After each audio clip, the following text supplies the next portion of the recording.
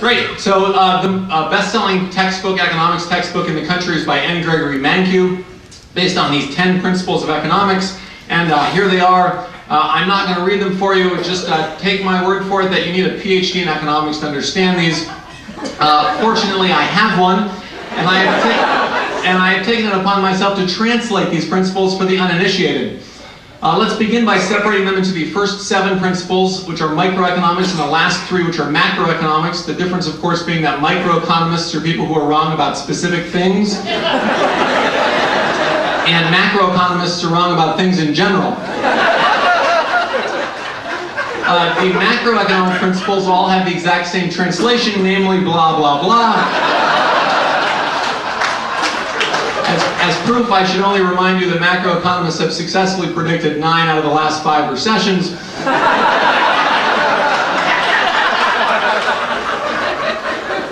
And as further proof, we can now go up 1 font size. As Einstein said, everything should be as simple as possible, if not simpler.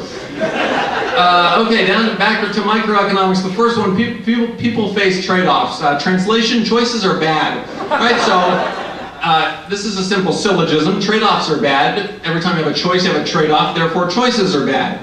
If you don't understand that, look at principle 2. The cost of something is what you give up to get it. Translation, choices are really bad. Let me just give you a simple example of this. Let's say someone offers you a Snickers bar. You value it $1. Right? So your economic profit in this case is the Snickers bar minus the cost of what you give up to get it, which is nothing. Your economic profit is $1. Now, somebody offers you a choice between a Snickers bar, which you value at $1, and some M&Ms, which you value at 70 cents. Now your economic profit is the $1 minus the 70 cents, only 30 cents. You begin to see why choices are bad. The worst possible situation, in fact, would be someone offering you a choice between a Snickers bar and an identical Snickers bar. Now, people who are not trained in economics might think that that's no different from being offered 1 Snickers bar, but that sort of sloppy thinking will never get you a tenure-track position. Great, let's simplify this. So choices are bad, really bad. If you don't understand why choices are bad, you're probably stupid. Next principle, rational people think at the margin. Translation, people are stupid. Now, it is immediately obvious to the most casual observer with the meanest intelligence that people do not think at the margin. Nobody goes to a grocery store and says, I'm going to buy an orange, I'm going to buy another orange, I'm going to buy another orange. But if people don't think at the margin, and if, as Mankiw says, rational people do think at the margin, we are led to a most unhappy conclusion. People are not rational. People, in other words, are stupid.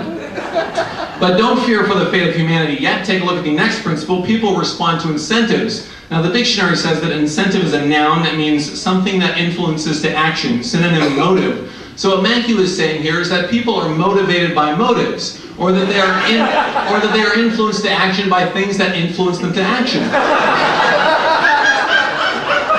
Now, you may think this is a bit like saying that tautologies are tautological, right? I mean, people would have to be pretty stupid to be unmotivated by motives, or to be influenced to inaction by things that influence them to action, right? But remember principle 3, people are stupid. Hence the need for principle 4 to convince us that people aren't that stupid. Great, so simplifying again, let's move on to free trade, our favorite topic. Principle 5, trade can make everyone better off. Translation, trade can make everyone worse off. I have a proof that will blow your mind of this fact. Here we go. Compare the following 2 statements. One is trade can make everyone better off. The other is trade will make everyone better off. If you had to choose between those, it's no contest, right? Claim number 2 is better. But Mankiw uses claim number 1. And there's only one explanation. Claim number 2 has to be wrong. In other words, trade can make some people worse off, and it's just a hop, skip, and a jump from there to trade can make everyone worse off.